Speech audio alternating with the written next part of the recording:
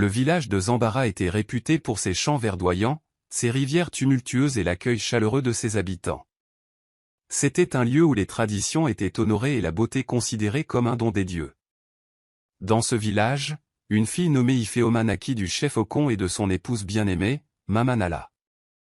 Dès sa naissance, les villageois parlaient de son extraordinaire beauté. Sa peau rayonnait comme le soleil matinal, ses yeux pétillaient de bonté et ses longs et épais cheveux noirs miroitaient sous la lumière. On croyait qu'Ifeoma était particulièrement bénie par les dieux et beaucoup la surnommaient la fille de la lune.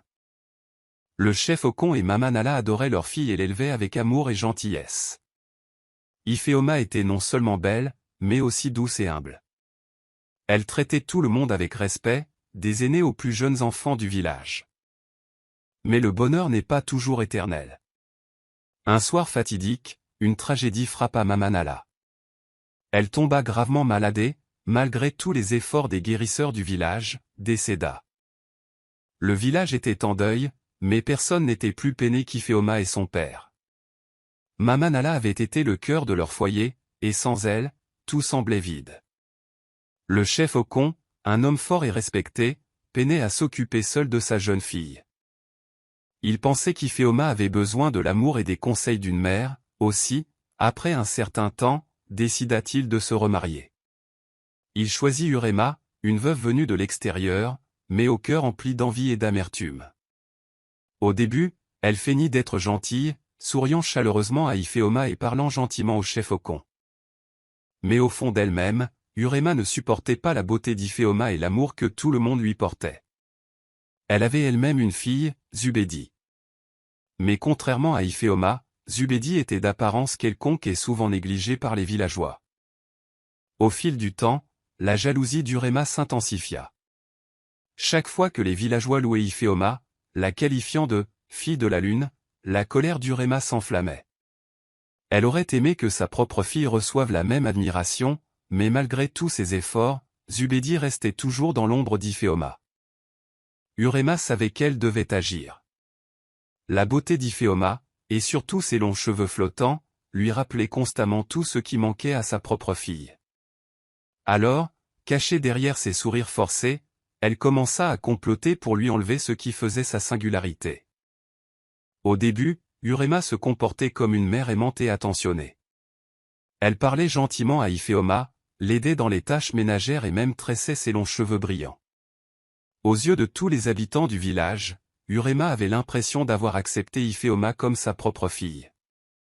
Mais au fond d'elle-même, le cœur d'Urema était empli de jalousie. Chaque fois qu'elle regardait Ifeoma, elle voyait une fille plus belle que sa propre fille, Zubedi. Malgré tous ses efforts pour l'ignorer, la vérité était évidente. Zubedi était d'apparence ordinaire, tandis qu'Ifeoma brillait comme une étoile. Urema ne comprenait pas pourquoi les villageois parlaient toujours de la beauté d'Ifeoma. Partout où elle allait, elle entendait les gens dire « Ah, Ifeoma est vraiment la fille de la lune. » Ses cheveux ondulent comme une rivière et son visage est aussi éclatant que le soleil du matin. Cela la rendait furieuse. Elle aurait préféré que les gens admirent Zubedi, mais personne ne l'a jamais fait. Même lorsqu'elle habillait sa fille de beaux vêtements ou lui tressait les cheveux avec fantaisie, on la remarquait à peine. La nuit, Urema restait éveillée, l'esprit empli de colère. Pourquoi Ifeoma devait-elle être si spéciale? Pourquoi les gens l'aimaient-ils plus que Zubedi? Ce n'était pas juste. Plus elle y pensait, plus elle détestait Ifeoma. Elle commença à la regarder avec des yeux froids, à lui parler d'une voix sèche et à lui faire tous les travaux de la maison. Ifeoma ne comprenait pas pourquoi sa belle-mère était soudainement si méchante, mais elle ne se plaignait jamais. Elle continuait à sourire, à être gentille et à faire ses tâches ménagères sans poser de questions. Cela ne faisait qu'accroître la colère d'Urema. La souffrance d'Ifeoma ne suffisait pas. Elle voulait lui enlever ce qui la rendait si spéciale. Tard dans la nuit, alors que la lune projetait une douce lueur sur le village, Ifeoma dormait paisiblement dans sa petite chambre. Ses longs cheveux épais s'étalaient sur la natte comme une rivière de soie, intacte et magnifique. Dehors, le vent murmurait à travers les arbres, mais à l'intérieur de la maison, quelque chose de bien plus sinistre se tramait. Urema se tenait sur le seuil, un couteau bien aiguisé à la main. Ses yeux brûlaient de jalousie, son cœur battait la chamade. C'était le moment qu'elle attendait. Si elle ne parvenait pas à rendre sa fille aussi belle qu'Iphéoma, elle détruirait la beauté d'Iphéoma. Lentement, Urema s'approcha de la jeune fille endormie, veillant à ne pas la réveiller. Elle s'agenouilla près d'elle et saisit une poignée de cheveux d'Iphéoma, sentant leur douceur entre ses doigts. Un sourire malicieux éclaira son visage. Sans hésiter, elle leva le couteau et commença à couper.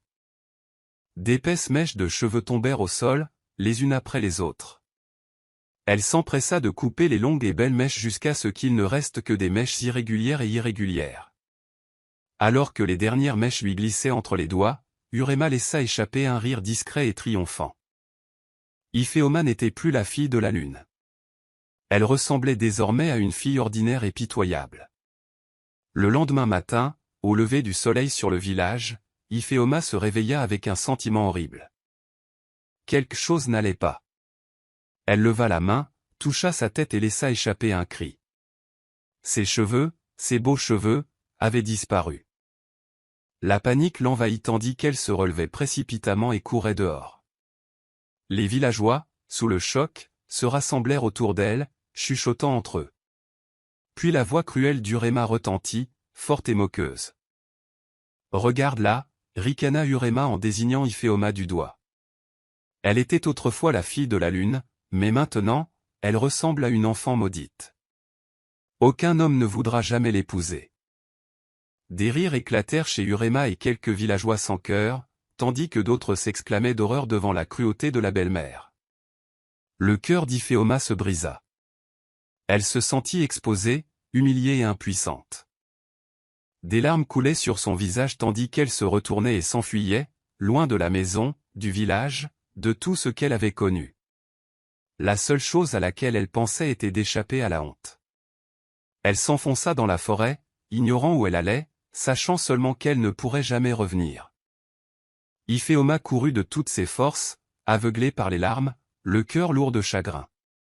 Les rires des villageois résonnaient encore à ses oreilles, et les paroles cruelles de sa belle-mère la blessèrent plus profondément qu'un couteau. Elle ne savait pas où elle allait, elle savait seulement qu'elle devait s'enfuir.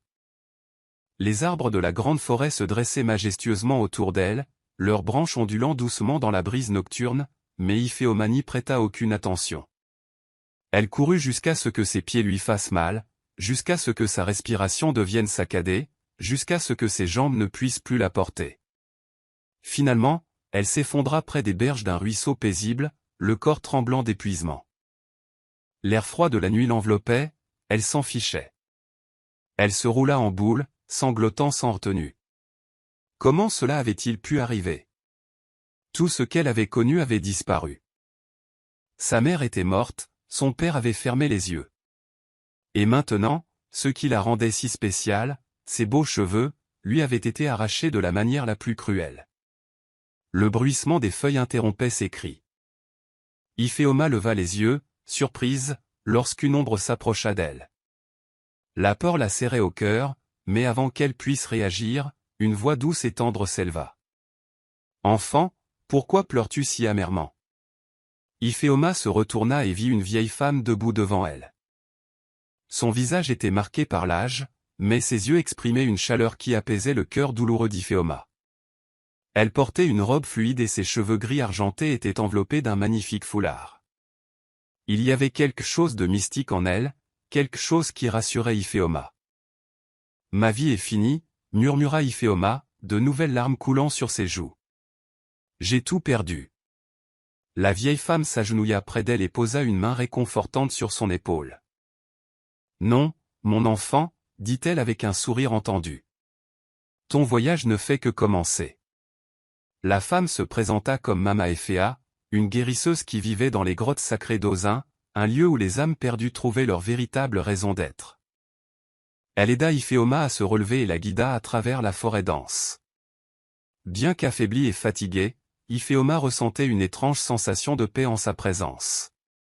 Lorsqu'elles arrivèrent enfin aux grottes, Iphéoma resta bouche bée. L'endroit était différent de tout ce qu'elle avait déjà vu. Une cascade dévalait des rochers lisses, scintillant sous le clair de lune. Des fleurs de toutes les couleurs s'épanouissaient autour de l'entrée, leur parfum emplissant l'air. À l'intérieur de la grotte, des pierres brillantes bordaient les murs, projetant une chaude lumière dorée. L'endroit était magique, sacré. Maman Éphéa donna à manger et à boire à Iphéoma, puis l'enveloppa dans un linge doux et la laissa se reposer. Pour la première fois depuis une éternité, Iphéoma se sentit en sécurité. Cette nuit-là, elle dormit paisiblement, ignorant que sa vie allait basculer à jamais. Dans les jours qui suivirent, Mama Éphéa redevint la mère qu'Iphéoma avait perdue. Elle la réconforta, essuya ses larmes et lui apprit que la vraie beauté ne venait pas de l'extérieur, mais de l'intérieur. Iphéoma l'écouta attentivement, avide d'apprendre. Elle ignorait que ce n'était que le début de son voyage vers sa véritable destinée.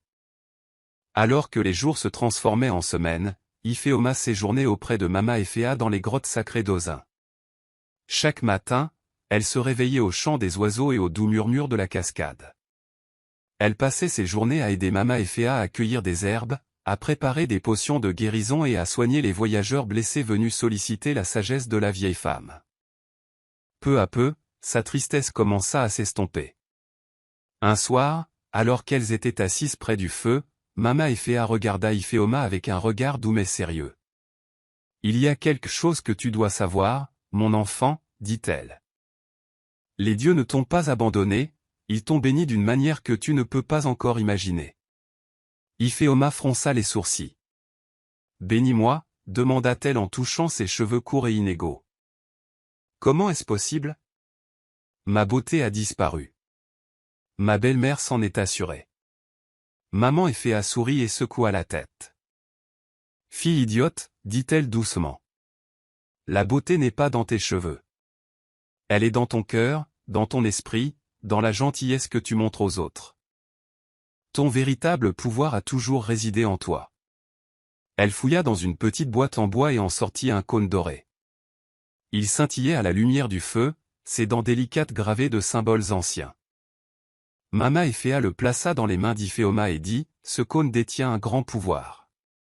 Le moment venu, utilise-le et tu comprendras ta véritable force. » Iphéoma fixa le cône, confuse mais pleine d'espoir. Elle ignorait ce que cela signifiait, mais elle avait confiance en Mama Éphéa. Elle le rangea précieusement, promettant d'attendre le bon moment. Au fil des ans, Iphéoma devint une jeune femme sage et confiante. Elle apprit l'art de guérir, mélangeant des herbes pour guérir les maladies. Elle apprit à lire les étoiles, à écouter les murmures du vent et à comprendre la sagesse des ancêtres. Mama Éphéa lui apprit non seulement à survivre, mais aussi à diriger, à rester debout même lorsque le monde tentait de la briser. Iphéoma n'était plus la jeune fille effrayée qui avait fui son village, honteuse. Elle était devenue quelqu'un de plus fort. Même si elle ignorait encore ce que l'avenir lui réservait, elle sentait au fond d'elle-même que son voyage était loin d'être terminé. Le cône d'or resta caché, attendant le jour où son véritable pouvoir serait révélé. Dans le grand palais de Zambara, le roi Emeka était plongé dans ses pensées. C'était un souverain fort et juste, aimé de son peuple. Mais il lui manquait une chose, une reine à ses côtés. Une nuit, il fit un rêve étrange et puissant. Dans sa vision, il vit une femme debout dans un champ de lumière dorée. Même s'il ne pouvait pas voir clairement son visage, il savait qu'elle était destinée à être sa femme. À son réveil, ce sentiment était toujours aussi fort dans son cœur. Ce n'était pas un rêve ordinaire. C'était un message des dieux. Le lendemain matin, le roi Emeka fit une annonce royale. Il annonça qu'une grande sélection aurait lieu, où toutes les jeunes femmes du royaume se présenteraient au palais. Mais il y avait une condition, il ne choisirait pas une reine en fonction de sa richesse ou de sa noblesse. Il n'épouserait que la femme correspondant à sa vision. La nouvelle des recherches du roi se répandit rapidement, atteignant tous les recoins de Zambara. Les familles préparèrent leurs filles, les habillant des plus beaux vêtements et les parant de bijoux en or, espérant impressionner le roi. Mais personne n'était plus désespéré que Yurema. Elle y vit l'occasion idéale de faire de sa fille Zubedi la reine.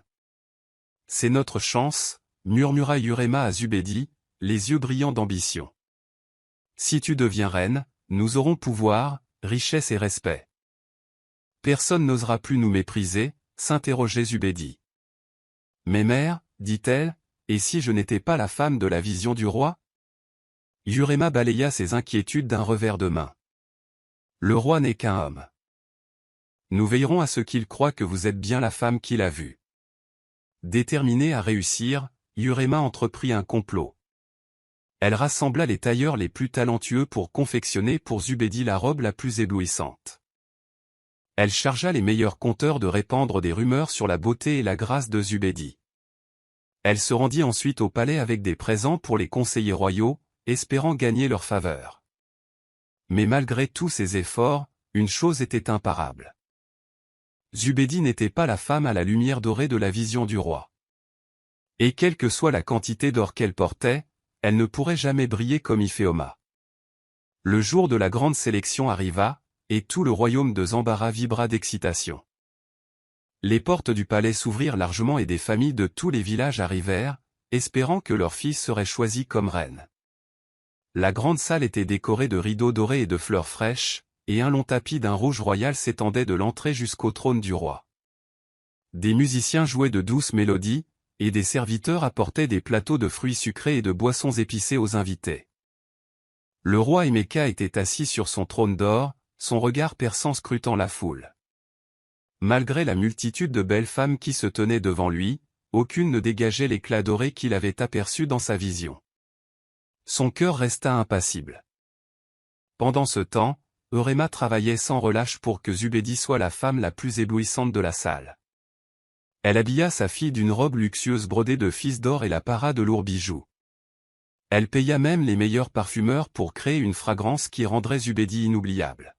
« Tiens-toi droite, ma fille », murmura Eurema en ajustant le voile de Zubedi.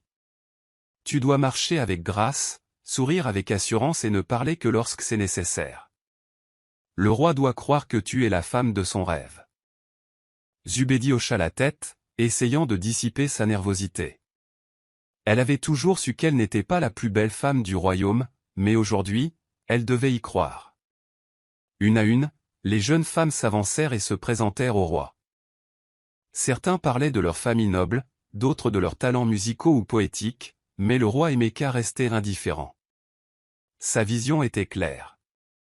Il recherchait une femme rayonnante, une femme dotée d'un pouvoir plus grand que la seule beauté. Finalement, ce fut le tour de Zubedi. Elle s'approcha du roi, sa robe scintillant sous la lumière.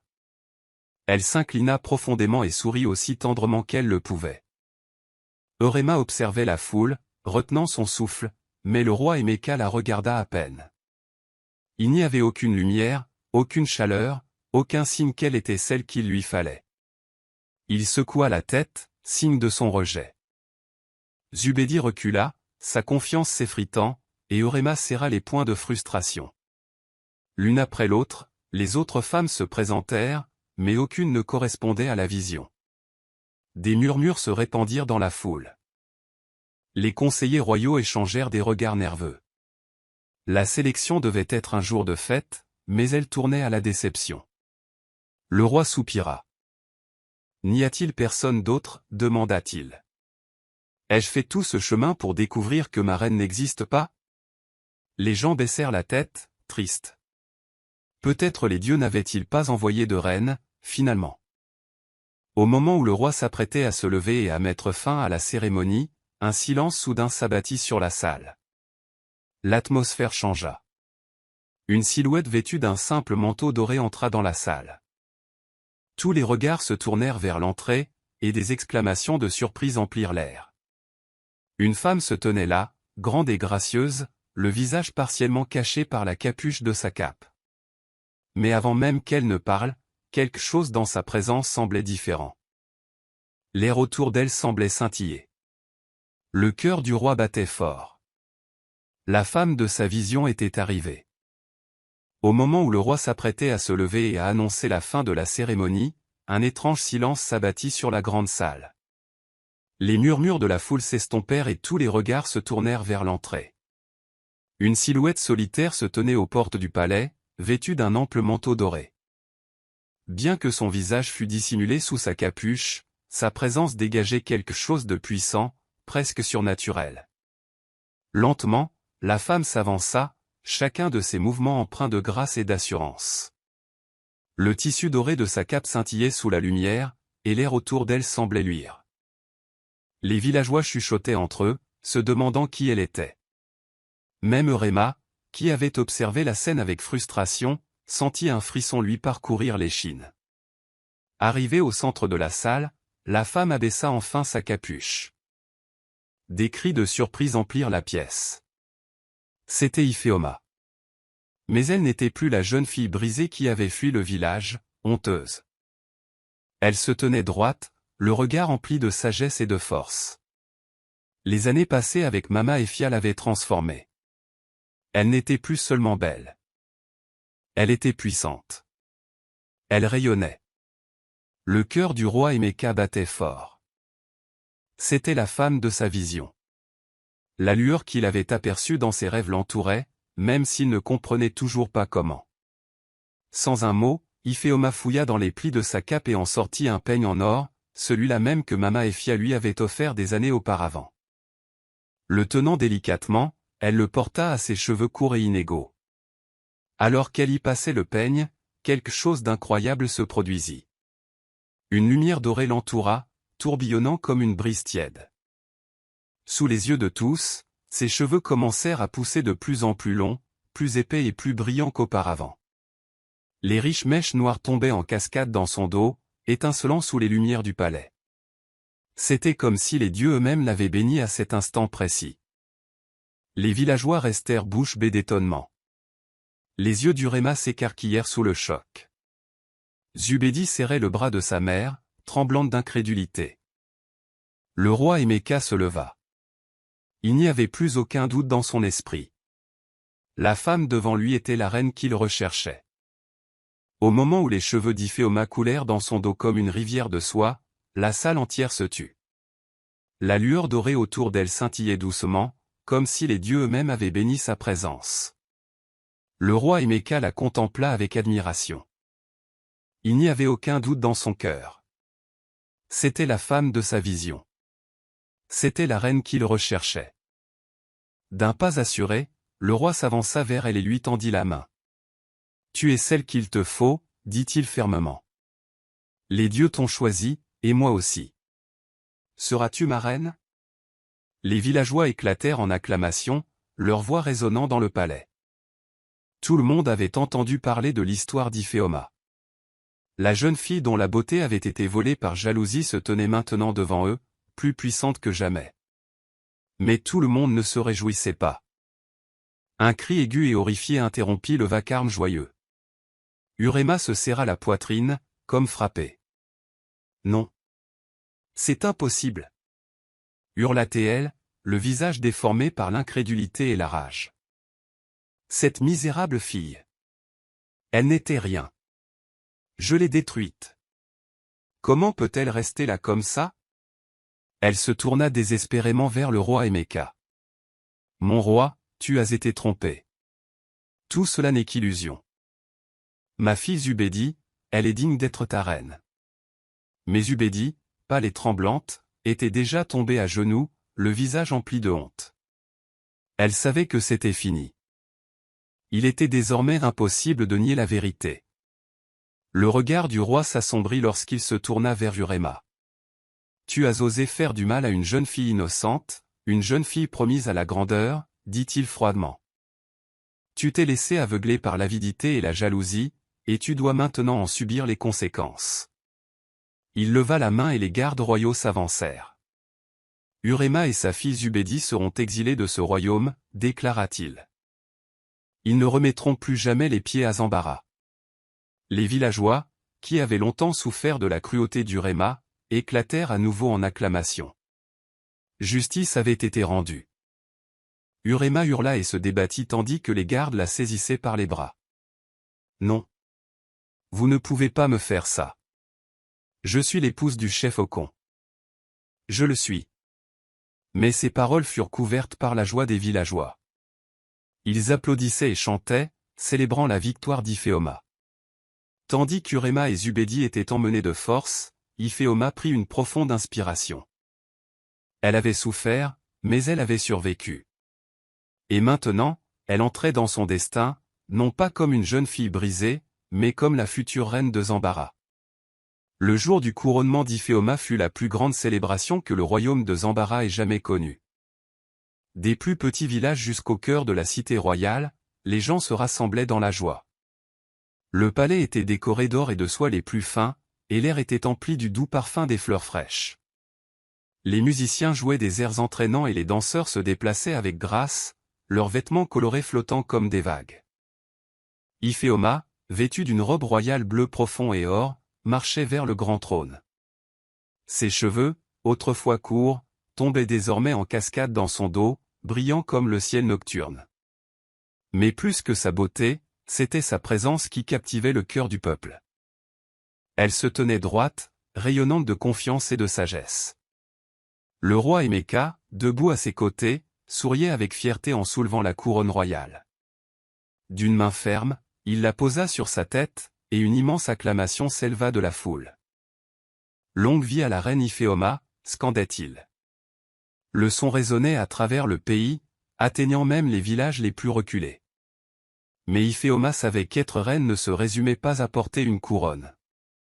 Elle avait tiré les leçons de ses épreuves et était déterminée à utiliser son pouvoir pour le bien. Avec bonté et sagesse, elle a apporté des changements dans le royaume. Les femmes et les filles ne seraient plus seulement valorisées pour leur beauté. Elles seraient respectées pour leur intelligence, leur force et leur courage. Elle encourageait l'éducation pour tous, veillant à ce que les jeunes filles puissent acquérir les compétences et les connaissances nécessaires pour façonner leur avenir. Elle travaillait avec les anciens pour instaurer l'équité dans le royaume, veillant à ce que la justice soit rendue, non pas sur la base de la richesse ou du pouvoir, mais sur la vérité et la droiture.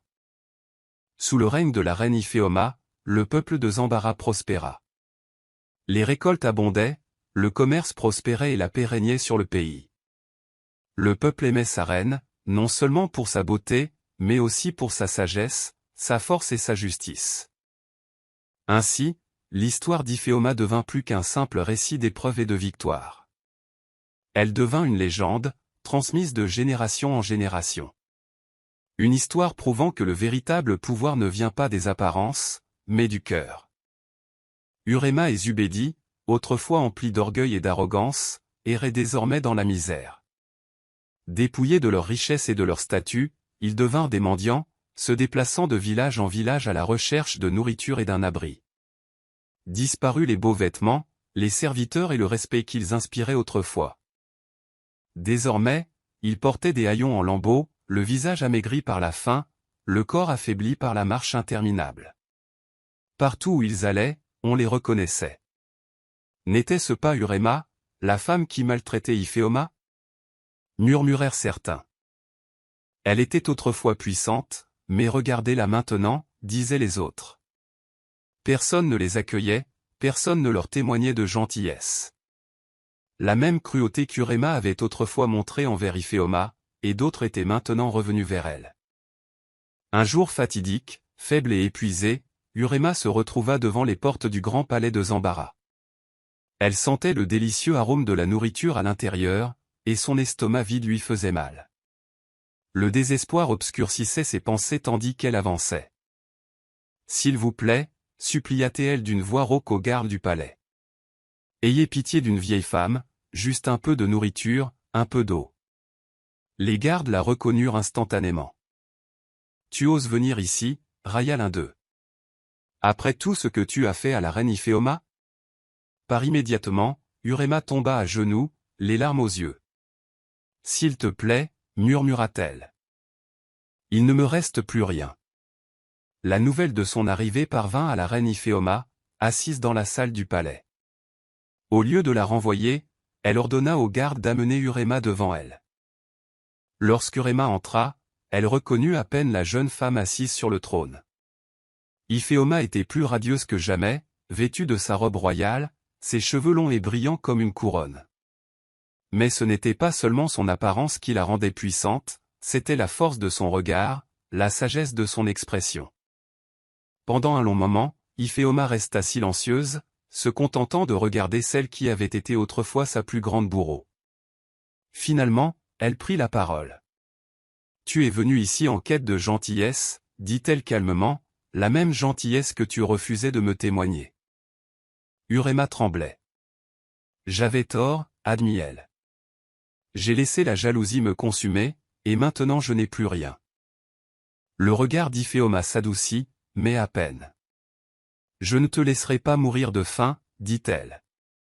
On te donnera à manger et à boire aujourd'hui. » Le soulagement envahit le visage d'Urema, mais avant qu'elle puisse parler, la voix d'Iphéoma se durcit. « Mais souviens-toi bien de ça, c'est la dernière gentillesse que tu recevras de moi. » Urema baissa la tête, honteuse. Elle savait qu'aucune supplication ne pourrait effacer le passé. Iphéoma avait fait preuve de clémence, mais elle n'aurait plus jamais le pouvoir qu'elle désirait tant. Sur ce, elle prit la nourriture qu'on lui donnait et disparut dans le monde, portant à jamais le poids de ses erreurs. Au fil des ans, l'histoire de la reine Iphéoma s'est répandue bien au-delà des frontières de Zambara. Elle était racontée sur les marchés, murmurée autour des feux de village et chantée par des conteurs qui voyageaient de ville en ville. Son nom est devenu bien plus que celui d'une reine. Elle devint un symbole de résilience, de sagesse et de justice. On ne se souvenait pas d'elle uniquement pour sa beauté, même si l'on disait que ses cheveux brillaient comme le ciel nocturne et que sa présence était aussi radieuse que le soleil. Ce qui la rendait véritablement inoubliable, c'était sa force, sa façon de surmonter les épreuves sans perdre sa bonté, et son équité de cœur.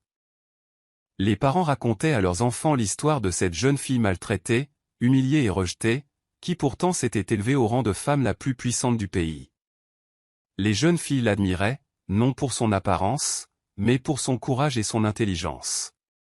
Les garçons apprenaient que le véritable pouvoir ne résidait ni dans la richesse ni dans la force, mais dans le caractère et la sagesse. L'histoire d'Iphéoma contenait également un avertissement. Elle rappelait aux gens que la jalousie et la cruauté mèneraient toujours à la ruine, comme ce fut le cas pour Urema et Zubedi. Ceux qui cherchaient à nuire aux autres par envie se retrouveraient perdus, tandis que ceux qui restaient purs de cœur seraient récompensés d'une manière inimaginable. Ainsi, longtemps après le règne de la reine Iphéoma, son nom a perduré. Son histoire était ancrée dans l'esprit même de Zambara, un récit inoubliable, une leçon transmise de génération en génération, un rappel que la véritable grandeur ne vient pas de ce qui est visible, mais de la force, de la sagesse et de la bonté intérieure.